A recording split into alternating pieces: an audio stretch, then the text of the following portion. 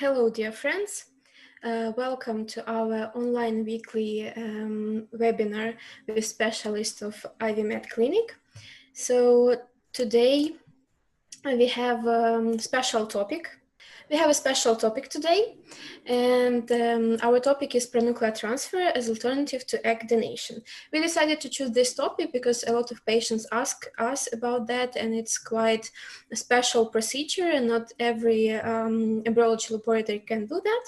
So we decided to invite our special speaker today, Birol Aydin, director of IVF laboratory at IVMED Fertility Center, senior embryologist, and official expert of Society for Human Reproduction and Embryology. Just to remind you that we have an active chat, so you can ask all your questions during the presentation and after that. After the presentation, we will answer all the questions. And to remind that this webinar will be recorded, and also you can check the record of this webinar on our YouTube channel. So we will start. So please, Birol. Hello, everyone. We will try to talk today about some advanced technique. Actually, it is quite new in the IVF field.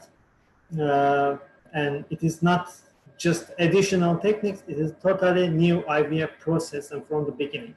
So I will try to share a presentation. So I will try to explain. Of course, pronuclear transfer, our topic is alternative for egg donation, but it's not just alternative to egg donation. Also, as I said, it's a complete process, a new process for the IVF. So we can solve different problems depending on site quality, embryo development problem, embryo aneuploidy. So it's not just actually to alternative to egg donation. Of course, this is the main reason why we developed this process, but mainly it's helped to many patients for different questions.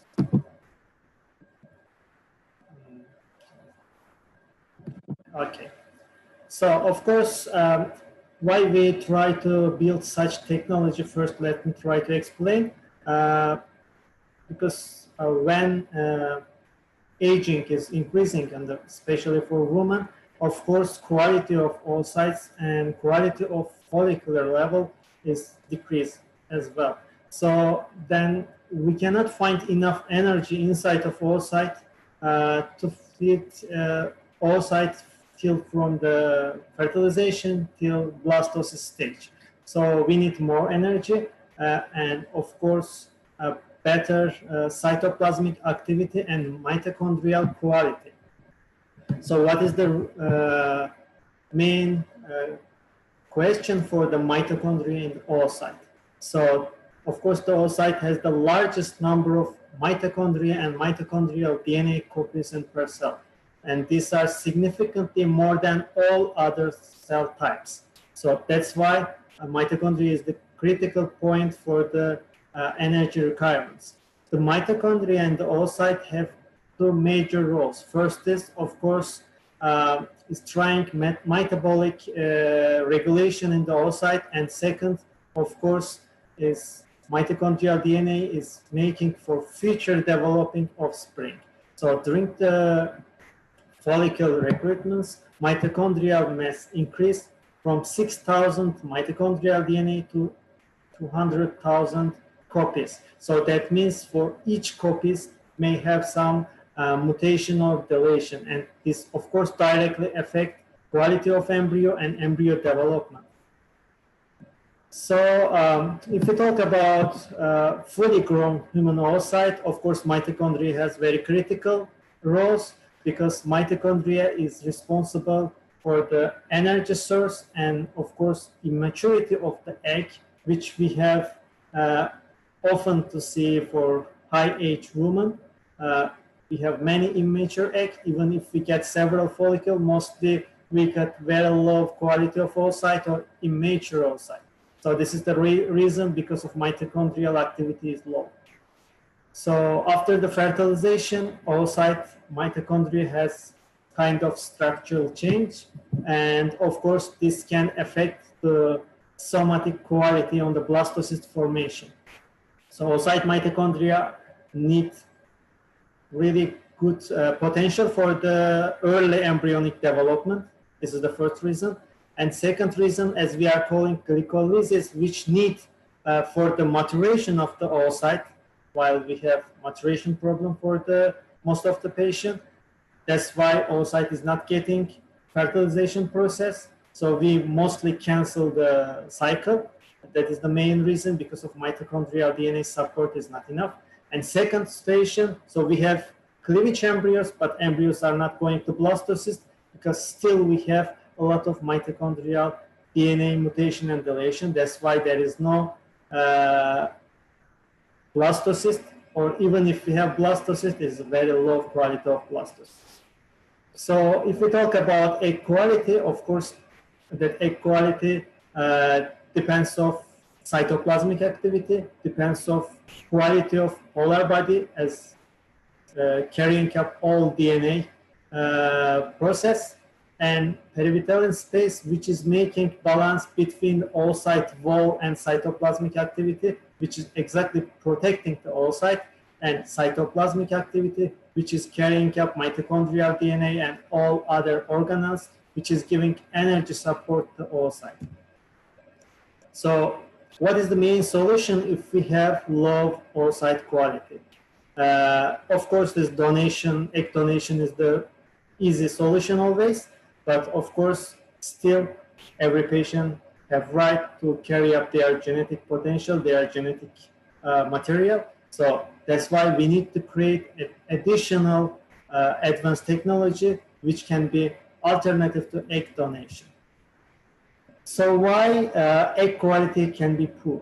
Of course, maternal age is the number one. So polycystic ovary syndrome, many polycystic ovary syndrome patients cannot get easily pregnancy, or even if we get many oocytes, they have poor quality and they don't have enough number of blastocysts or euploid blastocysts.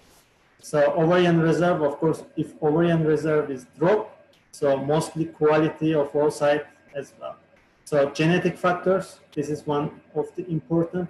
If especially have some kind of mitochondrial disease, endometriosis, always endometriosis can affect quality of oocyte, and mostly if there is an endometriosis, we get high rate of immaturity. And of course, mitochondria in an egg cell breakdown. So if there is a mitochondrial question, this is the main reason why we try to build this technology. Of course, oocyte is not developing after the fertilization till the blastocyst. So, of course, it's increased maternal age, mitochondrial DNA mutation and damage also increasing. Some mitochondrial function are changing, and of course, metabolic activity is changing, and which we are calling ATP, the main energy for every biological cell decreased. That's why oocyte cannot find enough potential energy to get high quality of embryos. So as we saw on the graphics, so depends of age, of course, live birth rates is drop dramatically, and also depends of age, as we see between patient and donor eggs. So there are huge difference. While we have donor eggs, we have better quality and high live birth rate, while we have patient with maternal age, live birth rate drop. So if we talk about aging and mitochondria, of course, loss of mitochondrial function, it is the one of the reason. Mitochondrial DNA mutation and deletion. So energy production, oocyte maturation, aneuploidy rate increasing, of course, nuclear spindle activity problems, embryo cleavage and cytoplasmic fragmentation problem, embryo implantation potential problem, and ATP production problem. So all of these questions are giving right to do pronuclear transfer or spindle transfer to achieve high quality of embryos. So if we talk about mitochondrial treatment, so we have, if we have unaffected father and affected mother, So mostly we will find affected child after the fertilization if there is a mitochondrial disease. But if we have affected mother and unaffected mother, so then child mostly unaffected. So as we saw in these graphs, so we get all mitochondrial disease mostly from the woman. So oocyte potential, oocyte quality, oocyte mitochondrial activity is the priority for us. So why egg donation need alternative? Basically, egg donation need alternative because most of the parents, almost let's say 90%, firstly, of course, they prefer to carry up their own genetic material. They want to be more motivated psychologically, and this is their social and genetic rights. So that's why egg donation need an alternative. And another things, of course, if there is some potential on patient eggs, of course, priority should be for the scientist or embryologist or IVF specialist. Priority should be to use their own material, and pronuclear transfer and spindle transfer is giving good alternative for this. And also egg donation is an alternative because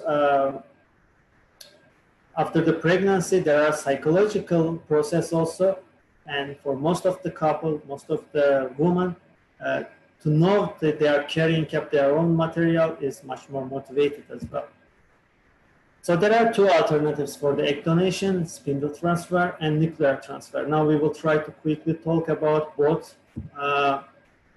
Spindle, mostly before the fertilization, just we got oocyte from the pickup and just we try to clean with a special enzyme cumulus cells, cumulus complex cells, and just with special software we can find the spindle. Spindle carry up all genetic potential of the egg. So to determine spindle, it's almost impossible to see with the regular microscope or objectives. Needs special software for that, and it's not common everywhere. Of course, this software has high cost and also needs special training and education for the embryologist to use.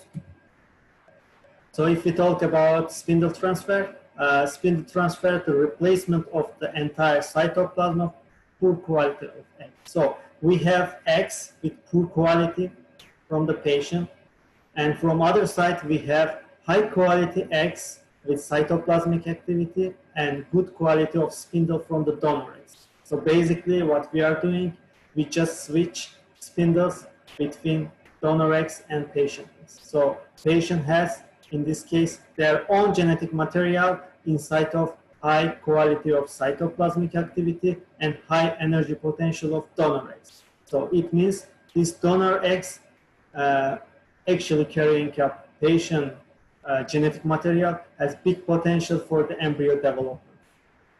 So we are using a special techniques, special solutions. So just we are getting from patient egg and donor egg at the same time. And we open the zona pellucida from the donor egg, which is protecting cytoplasmic activity. We just enter small biopsy pipette and we just take out spindle of the patient, which carry a patient genetic material, and then just we transfer to inside of high quality of donor eggs. In this case, of course, 99% of the DNA activity is a phenotype and genotype from the patient. Only 1% of mitochondrial DNA will come from the donor eggs. If we talk of advantage of the spindle transfer, of course, it will protect the patient from the mitochondrial disease. There is no possibility to get mitochondrial disease, and it's a big chance to get healthy children, of course.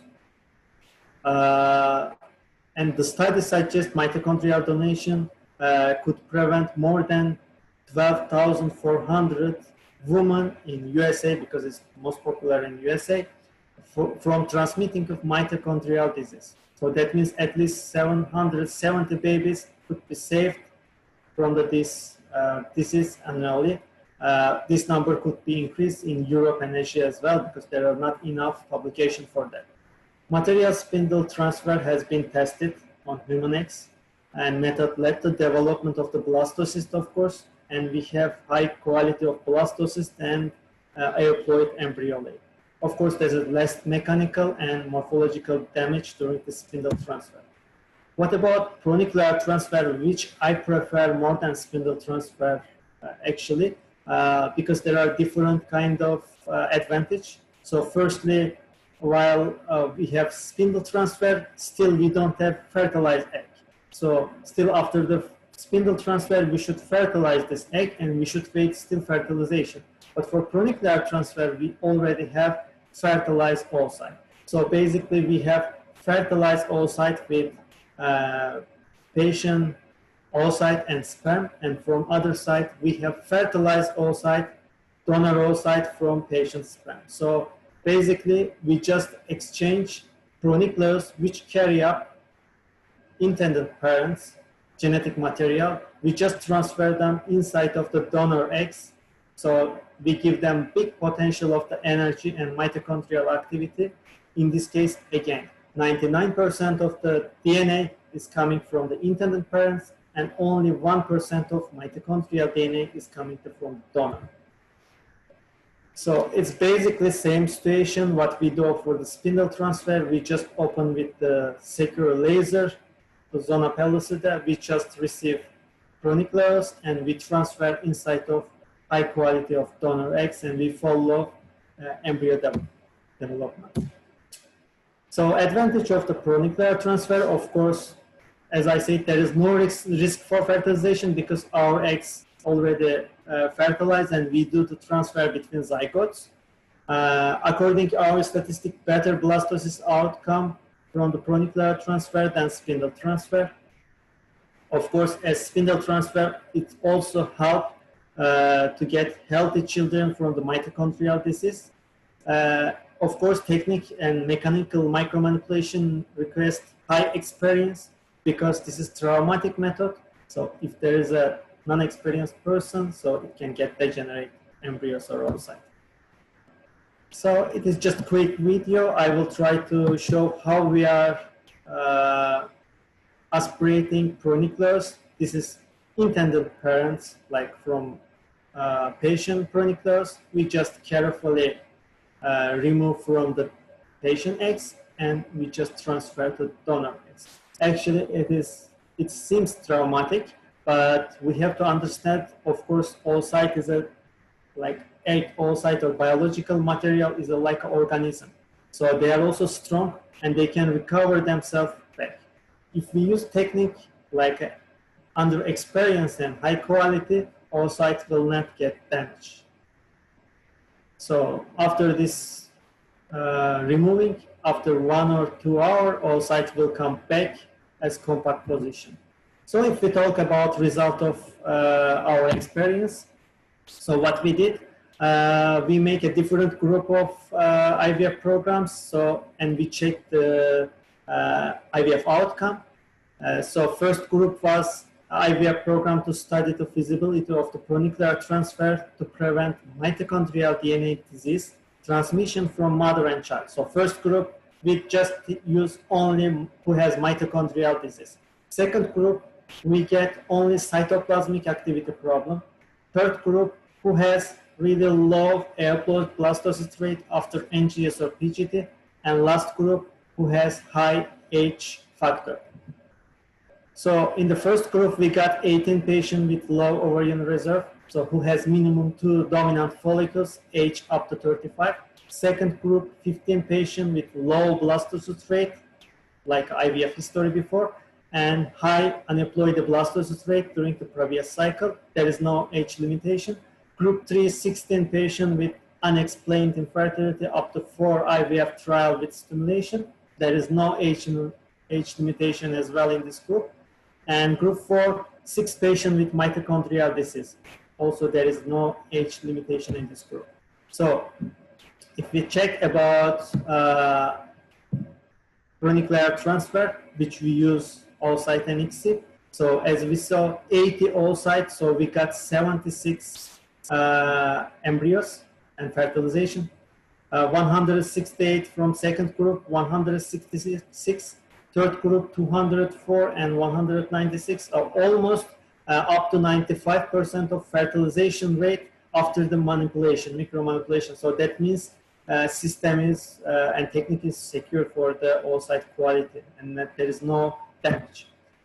So if we check cleavage rate and degeneration rate, we found around 70% average cleavage rate from each group and only 2 to 3% of degeneration rate, which is very normal even for regular fertilization. So if we check the blastocyst rate, even for the group 3, up to 35 years old, and group 1 up to 35 years old, even we got up to 45% of blastocyst rate, which they never have in their IVF experience and their treatment any blastocysts. So this is a huge number of the blastocysts. So if we check about airploid rate, airploid blastocyst rate, like a usual donor embryos, donor eggs, so almost 70% of airploid rate, which is really high and impressive. So what about pregnancy rate and live birth? So techniques start to use actively from March 2019 and first embryo transfer done in IVMED clinic.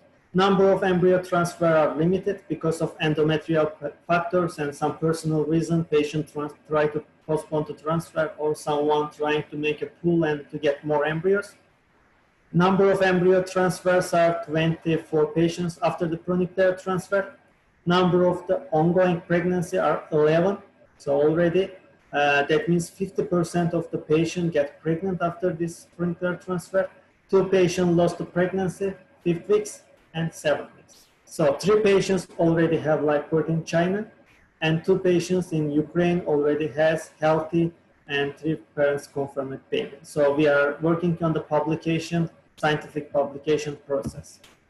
So as IVMED clinic, of course, our international department is giving you support. So even with Pronuclear transfer, still you have possibility to get quick pregnancy and our international department always will support you for all the process.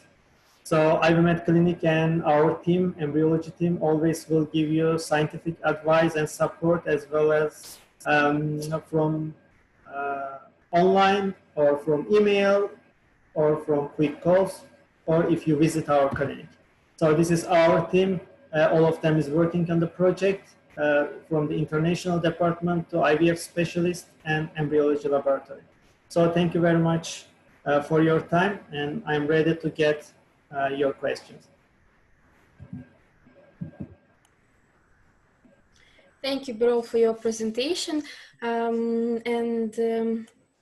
need to check our chat if we have questions. So the first question, hello, I'm 34, I have mitochondrial disease. We tried IVF with Pronuclear transfer, donor was 24 years old, but embryo stopped in development. Do you recommend to try one more time or it doesn't make any sense? Please, Birol.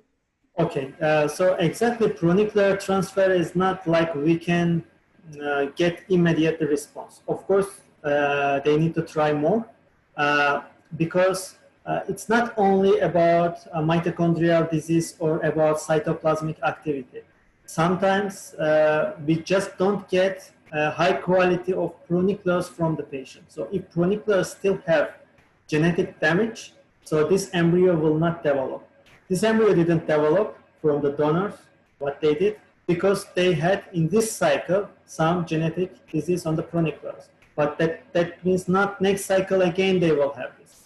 So one cycle they can have, but next cycle they will not.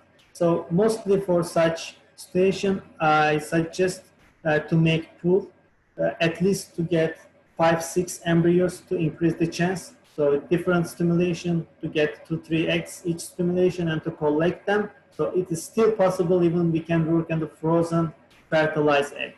Even if they are not in so IVMED anywhere else, they can just carry up their frozen eggs and we can work for Pronuclear transfer. Okay, thank you for your answer. Our next question is, if I am older than 40 years old, but still good ovarian reserve, can I do pronuclear transfer? Of course, that is big advantage. Actually, there is no age limitation on pronuclear transfer. It's only point we should get high quality of dominant follicle, which we can receive mature oocyte because we need mature oocyte for this technique. And of course, also endometrial fracture. So if patient has chance to get an embryo transfer still, so for us, there is no age limit. And of course, if they still have potential for egg receiving, but if still they have problem for the embryo transfer, but they will use surrogacy, still also possible to use pronuclear transfer.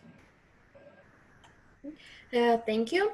The next question, how would I know that I need this? How would I know that I need pronuclear transfer?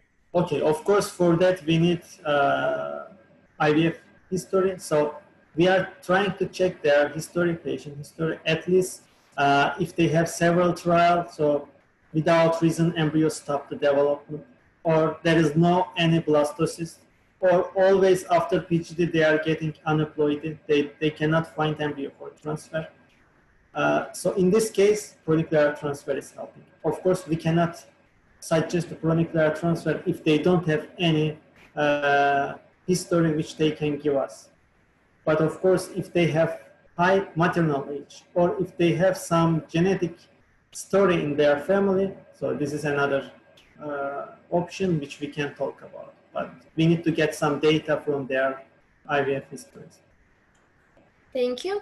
I can add that we can organize a Skype consultation with our fertility specialist, with our embryologist, and you can send all the medical documentation, and after that we can arrange a meeting, and our specialist can recommend the next step of the treatment. So our next question is, can I ship my egg cells to you and after that do the transfer in your clinic? Or it's better to come to IVMED to retrieve eggs and you will use fresh eggs, not frozen? So in this process, it's just important to use fresh donor eggs always, because fresh donor eggs is not fragile. So because basically we need to use donor eggs. Actually, we need only pronucleus of the intended parents. So of course they can move their frozen egg, but almost we prefer fertilized frozen eggs. So if they freeze in wherever they are doing IVF cycle, they don't need to come to do all process with us. If they freeze or vitrify zygote, so that will be more advantage because we only will thaw these oocytes and just we will take pronucleus and to transfer to fresh donor. So actually, basically, they don't need to be physically here. Thank you for your answer. The next question, in general, do these techniques increase the chance of success of IVF? My wife asked about abortion rates in particular. Of course, I mean, this is the only alternative techniques which we can suggest for the egg donation. There is no any other techniques which is working and helping the couple. According to my experience, of course, number is still not enough. I mean, I cannot say we are doing 1,000 cases, like we cannot give a big data because we are choosing patient for the pronuclear transfer really detailed. So we have to catch some kind of exact symptoms which we can believe that we will get success. So as I tell you already, so if there is a mitochondrial disease, if there is really poor quality oocyte, if it is polycystic ovary syndrome deeply and they tried 4 or 5 IVFs, and if there is no embryo development in several IVF, so that is the perfect candidate for the pronuclear transfer, and mostly we get success. Okay, pregnancy is still question because I cannot talk about endometrial factors. This is a different field, but still, after these techniques, we can like we can give a personal guarantee, like we will get for sure blastocyst, because many patients, they don't have any blastocyst in 5-6 IVF attempts, even they are giving, especially on polycystic ovary syndrome, they give 30-40 eggs and finally all is getting arrest on the cleavage arrest on third day or fourth day or second day, so they don't have any blastocysts. For such cases, it's a perfect solution and quick solution. Thank you for your answer. We have the next question. How about the cost with surrogacy? Actually, I can answer that question. It's 43,000 euros. And if you are interested in the program, you can leave us your email and we can contact you and send you the program. So we have a special program with surrogacy and pronuclear transfer. The next question. Hi, my husband and I want to do this transfer, but still worried. Are there any risks for the patient? Are the protocols of preparation are different if you transfer the embryo after pronuclear transfer? There is no any risk because there is nothing different than regular process. So what we are doing, only difference, we are using like a different surface. We just use energy of the donor oocyte. So basically, still genetic material is from patient. So as I said, that can look traumatic for the oocyte, but finally oocyte will continue develop, will get the embryo. If we are talking possible genetic problems, actually from this technique, it's impossible to get mitochondrial disease. This is the first. And second, even if it is some genetic problems, we are not doing embryo transfer after pronuclear transfer without NGS test. So we analyze according our pronuclear transfer package, we analyze for all embryos for NGS testing all chromosomes. So if we find, of course, some genetic mutation or problem, we don't transfer this embryo. Thank you. Our next question, actually, it's kind of the question that we had before, but still, can we freeze eggs then ship to do this? If so, what day should we freeze them? As I said, there is no risk if they freeze oocyte or fertilize oocyte. So I prefer to freeze fertilize oocyte. Of course, this is less traumatic because if they send frozen oocyte, we should thaw them. After thawing, we should fertilize them. So of course, this is a more traumatic than fertilized oocyte. If they just freeze the oocyte in the first day of the development after the fertilization, so that will be great. They can send safety and transport or mechanical, any technique will not affect the quality in this case. Thank you. Our next question, do we need to do NGS with this? Also, do you do NGS in your clinic or sending them somewhere as well, like any other clinic in Ukraine? So this is the first part of the question. Yeah. Okay, firstly, of course, we don't do embryo transfer without NGS testing for pronuclear transfer program. So every blastocyst which we receive from the patient after pronuclear transfer, they must be tested for NGS. This is the first. And if we are talking, yeah, IVMED clinic are using their local NGS testing. Actually, we are collaborating with one of the biggest IVF, genetic laboratory group in Turkey. We are able to make any genetic test, which is still not possible to test in Ukraine. Not only NGS testing, but also carrier screening testing. Also, we are doing monogenic disorder testing. So many different genetic testing through embryos or blood. We are able, as IVMED clinic, to test and to give quick answer. So, for example, for NGS testing, mostly there's a main problem for the patient. So they are waiting a month, like 20 days. We are receiving mostly result for 5 to 7 days after biopsy for the NGS testing. Thank you. And we have the next question. Do they have to be embryos to do this, or eggs and sperm freeze separately to do this?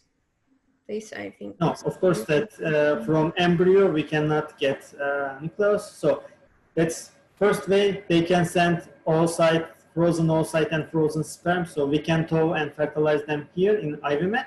Or second way, they can just make a punction over there to get oocyte, and patient can give sperm. They can just fertilize and freeze. They can send us ready oocyte. So we don't need embryos. We need zygote or oocyte. Okay, thank you for your answer. I just need to do a quick check if we answered all the questions. It seems that. Thank you for your nice presentation and answers to the questions. It was really informative, I think, for all our patients. And I'd like to invite our guests to our next webinar. We have weekly webinars every Friday. So see you next Friday and have a nice weekend. Have a nice weekend. Bye.